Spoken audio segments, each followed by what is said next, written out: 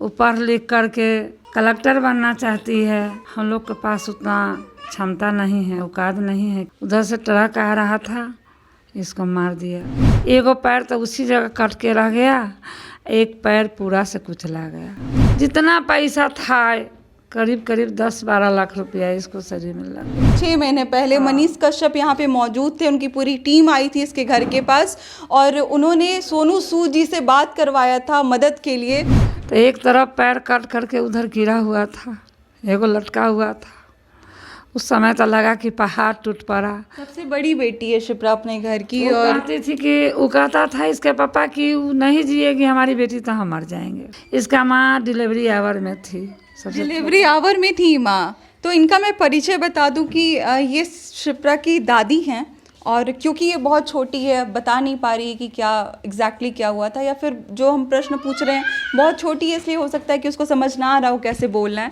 तो पूछते हैं दादी से कि क्या एग्जैक्टली हुआ था और कैसा रहा ये जो इतना मुश्किल वाला 4 साल था। क्या हुआ था दादी एग्जैक्टली उस दिन? उस दिन हुआ था कि पहले तो हम जितने मददगार लोग हैं या सरकार लोग हैं, चाहे इस विभाग में जितने बड़े लोग हैं, सब लोग से निवेदन करते हैं कि हमारा बच्ची को आगे आके मदद करें, उसको पैर कम से कम लगवा दिया जाए।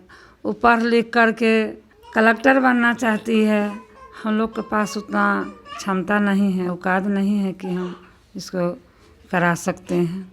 2018 में 31 जनवरी के इसका पैर कट गया, जिस समय 4 साल के थी। मात्र 4 साल की थी उस समय। मात्र 4 साल के थी। उस समय भी बात नहीं मानती थी, दौड़ल सब बच्चा के साथे पढ़ने चल जाती थी। पढ़ने जा रही थी, पढ़ने के आवर में गई, रोड है, उधर से ट्रक आ रहा था, इसको मार दिया। एगो पैर तो उसी जगह कट के रह गया, एक पैर पूरा से कुचला गया। वहाँ बाप चिल्ला रही थी। इसका दादाजी थे उस जगह, उठा लिए। उठा करके वहाँ तो होने लगा, पुलिस का गाड़ी आ गया। उसके बाद पुलिसे वाला इसको उठा करके मेडिकल पहुँचा दिया। पहली बार जब आप लोगों ने देखा इसको क्या स्थिति रही होगी? पहले बार देखे तो एक तरफ पैर कट करके उधर गिरा हुआ था, एगो लटका हुआ था। उस समय तो लगा कि पहाड़ टूट पड़ा। इसका पिताजी घबरा गया एकदम, लगता था कि हमारा लड़की नहीं जिंदा रहेगी तो हम भी मर जाएंगे।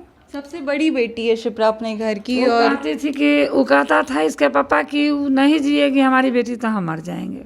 इसलिए हम लोग इसको जान प्राण लेके भाग गए, मेडिकल गए। वहाँ पे उसी समय एक पैर का बैंडेज करके जो काटा उटा था हटा दिया।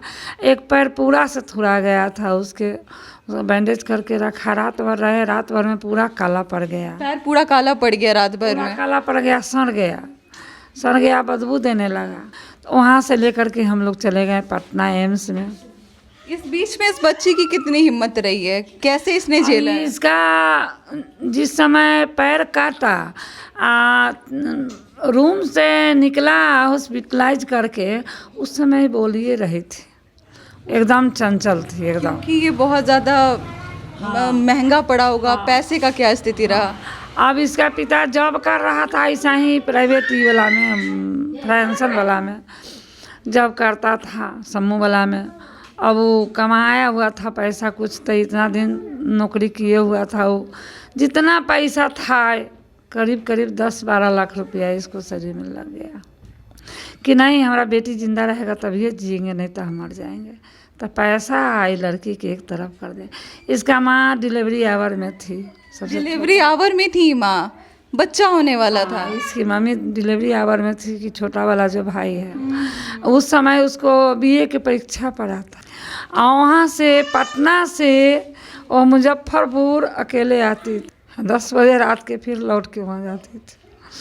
हम वहाँ रहते थे दोनों आदमी, तो चिल्लाती थी रात दिन, खाली पानी पीती थी, कुछ नहीं खाती थी, एकदम नहीं, मुँह में नहीं रखती थी, खाली चिल्लाती थी। मैं एक चीज़ देखिए ना कि जहाँ पे क्या कहा जाता है कि लड़की को स्थान नहीं दिया जाता घर में, या फिर ऐसा समझा जाता है कि बोझ है, इतना कुछ कहा जाता है। उसके लिए पिता ने कहा कि जो है वो सब लुटा देंगे, अगर बेटी को कुछ हो जाता है तो अपने आप को भी बर्बाद कर लेंगे। कोई ऐसे कहा कि इस समय इसको मर जाना ठीक होगा, तो इसका दादाजी कहने लगा कि ऐसा बोलेगा तो हमरा से बुरा कोई नहीं होगा, कि वो मर जाए, वो जिंदा होगी ना तो लांगरो रहेगी तो बैठेगा तो उसको सूरत देखेंगे, लेकिन मरना नहीं चाहिए।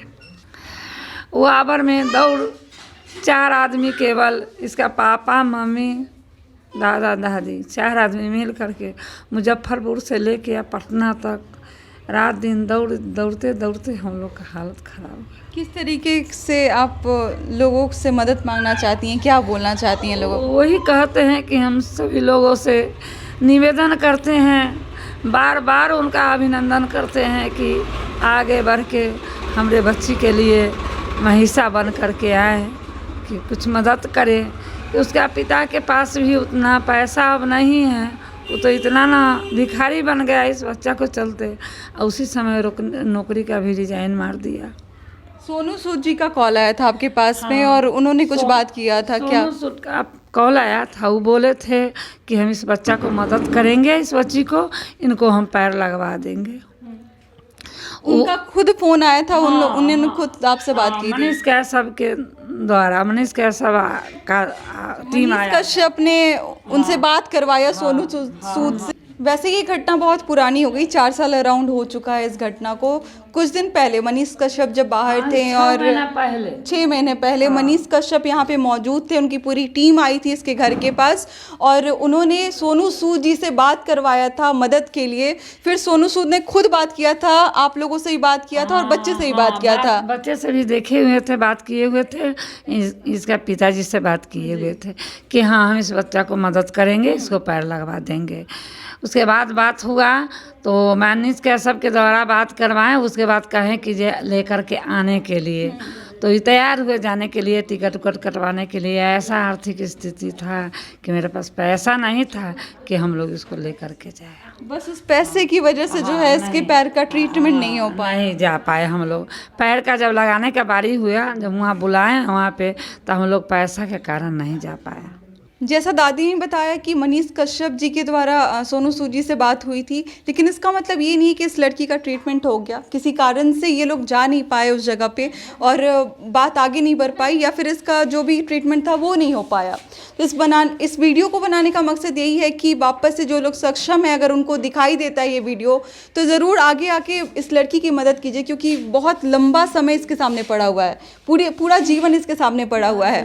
और वापस से अगर हम चाहेंगे कि अगर हम सोनू सूद जी तक बात पहुंचा दें अपनी, और एक बार वापस से इसकी वीडियो वहां तक पहुंचती है कि अभी भी ये लड़की परेशानी में है, अभी भी इसका परेशानी का हल नहीं निकला है, तो अगर कहीं से वो देख रहे हैं तो प्लीज़ आप इनकी मदद के लिए फिर से आगे आइए, क्योंकि बहुत ज़्यादा ज़रूरत है लड़की को। क्योंकि अभी एक एक चीज़ के लिए दूसरे के ऊपर डिपेंड है, एक एक चीज़ के लिए दूसरे के ऊपर आश्रित है, कहीं जाने आने या फिर उठने बैठने। करके ले जाती है बाथरूम में, माँ लैट्रिन बाथरूम पेशाब कराती है, उठा कर ले जाती है, स्कूल जाने के लिए वहाँ बैठाती है, फिर उठा करके वहाँ से फिर घर में ले जाती है। इतना कष्ट है कि इसका माँ का भी शरीर ठीक नहीं है। बच्चा जब से गड़बड़ाया, सब गड़बड़ा गया हुआ है। इसका पिताजी भी गड़बड़ा गया और मम्मी भी गड़बड़ा गई, समझे। चलिए, मैं आपसे यही एक हाथ जोड़ के रिक्वेस्ट करना चाहूँगी कि प्लीज़ इस लड़की के लिए आगे आइए। बाकी हमारा काम माध्यम बनना है, हमारा काम कहानी आप तक पहुँचाना है, और हम यही चाहेंगे कि ऐसे लोगों तक इसकी कहानी पहुँचे जो कहीं ना कहीं इतने काबिल हों कि इसके परेशानी को हर लें, या फिर इसके जो भी तकलीफ़ है उसको ख़त्म करने की हल्की सी कोशिश कर लें। बाकी आप क्या कहना चाहते हैं, किस तरीके से सहयोग करना चाहते हैं, क्या इसके बारे में बताना चाहते हैं, हमारे साथ ज़रूर शेयर कीजिएगा। मिलते हैं अगले वीडियो में एक नई कहानी और एक नई जानकारी के साथ। बहुत बहुत शुक्रिया।